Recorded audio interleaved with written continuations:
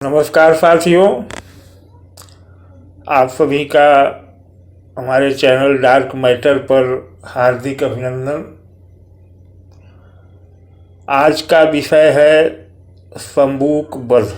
जैसा कि आप थंबनेल में देख रहे हैं, हम शर्मिंदा हैं इतिहास की ऐसी घटनाओं के लिए, अगर यह इतिहास है तो।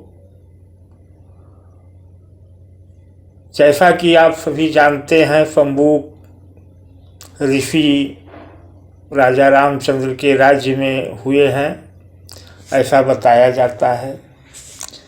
और संबूक की हत्या का कारण यह बताया जाता है कि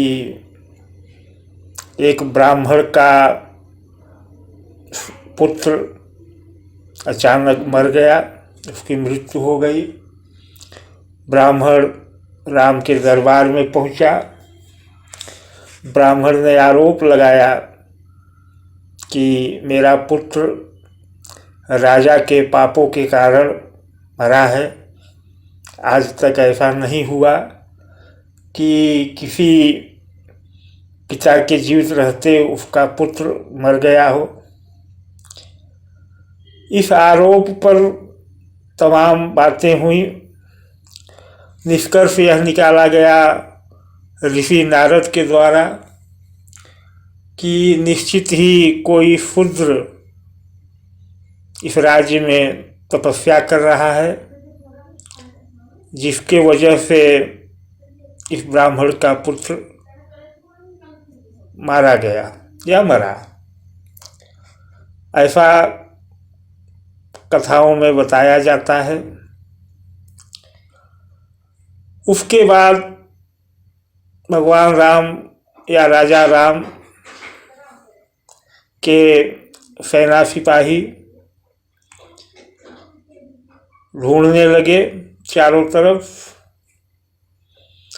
कथाओं में लिखा है, चर्चाओं में कहा जाता है, नाटक भी बने हैं कि भगवान राम या राजा राम, जो भी कह लीजिए, वे ढूंढते ढूंढते अपने राज्य के दक्षिणी सीमा पर पहुँचे, जहाँ एक आश्रम था। वहाँ एक ऋषि उल्टे लटक कर एक पेड़ में तपस्या कर रहा था। कुछ नाटक बने हैं, धारावाहिक बने हैं जो टीवी पर आए हैं, उनमें कुछ और दिखाया जाता है कि वह ज्ञान विज्ञान की बातें कर रहे थे। राम ने परिचय पूछा। परिचय में उस ऋषि ने बताया कि मैं शूद्र कुल में उत्पन्न हुआ संबूक हूँ। तो कहा जाता है कि राजा राम ने तलवार निकाली और संबूक ऋषि का गला काट दिया। शास्त्रों में कहा गया है कुछ कहानियों के माध्यम से, मूलतः रामायण में, वाल्मीकि रामायण के अंत में उत्तरकांड में, कि राम ने पूछा कि हे ऋषि श्रेष्ठ, आप किस लिए तपस्या कर रहे हैं, आप कौन हैं, आपका प्रयोजन क्या है।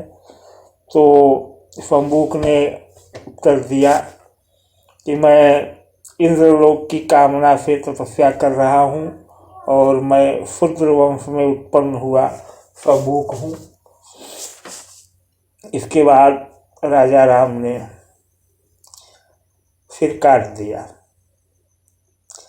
ऐसी घटना के लिए सिर्फ शर्मिंदा ही हुआ जा सकता है।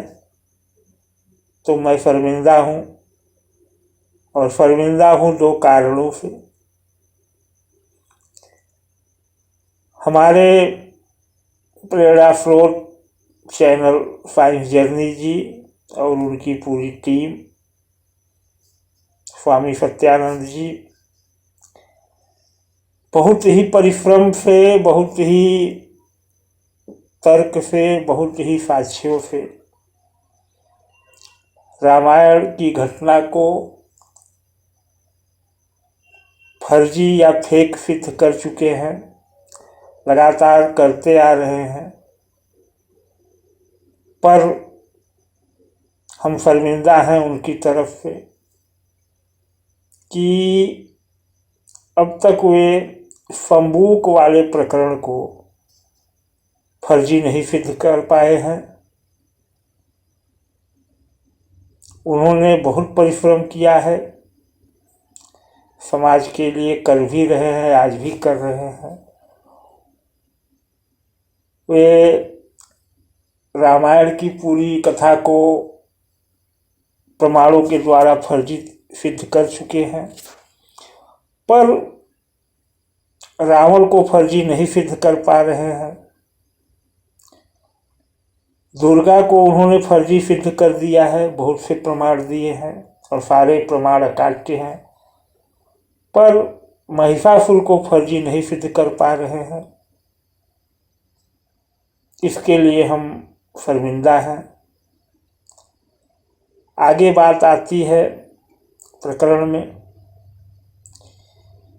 कि वे क्यों नहीं सिद्ध कर पा रहे हैं शंबुक को फेंक या महिषासुर को फेंक, जबकि उन्होंने ऐसे ऐसे अकाट्य प्रमाण दिए हैं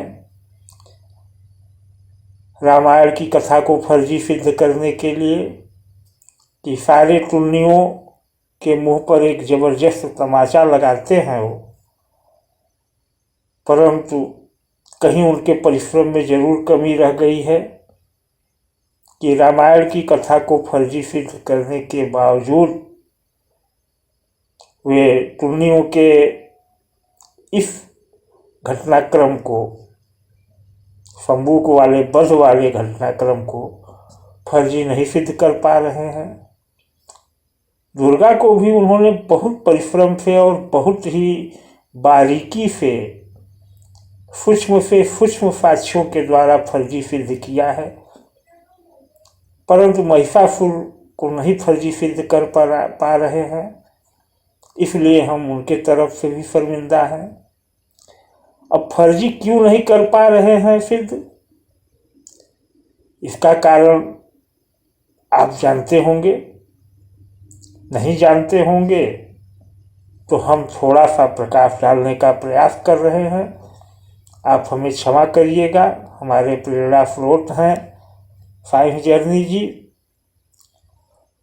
तो हमें लगता है कि आज वो साइंस जर्नी जी साइंस के अच्छे ज्ञाता, इतिहास के अच्छे ज्ञाता जरूर बन गए हैं, परंतु कहीं न कहीं उनमें भी आज के पहले मतलब उनके बाप दादाओं के ज़माने से जो टुन्नीपन वाला गुण है, वह गुण आज भी उनमें थोड़ा सा कहीं न कहीं विद्यमान है। इसलिए वो रामायण की घटना को तो फर्जी सिद्ध कर पाते हैं। मुझे लगता है कि यही कारण है कि वो टुन्नीपन उनका भी कहीं न कहीं अभी उनमें जिंदा है, जिससे कि वो शंबुक के प्रकरण को फर्जी नहीं सिद्ध कर पाते। वो राम को फर्जी सिद्ध कर ले जाते हैं अकाट्य प्रमाणों के साथ। इसके लिए उनकी प्रशंसा की जानी चाहिए, मैं करता भी हूँ, मैं उनका फैन हूँ। पर रावण को नहीं कर पाते, कारण वही हो सकता है और कोई कारण समझ में नहीं आता। दुर्गा को भी उन्होंने कर ही दिया है, इसमें कोई दो मत नहीं है, अकाट्य प्रमाण दिए हैं उन्होंने, पर महिषासुर को नहीं कर पाते फर्जी। तो इसके पीछे भी कहीं न कहीं वो टुन्नी वाला रक्त चरित्र उनमें भी है, कुछ इधर है कुछ उधर भी है। बाकी आप निर्णय ले कि वे रामचरितमानस या रामायण की कथाओं को प्रमाणों से फर्जी सिद्ध करते हैं, और इसी क्रम में मैं उनका फैन हुआ, पर शंबुक की कथा को फर्जी नहीं सिद्ध कर पाते, क्या कारण है। जय हिंद, जय भारत।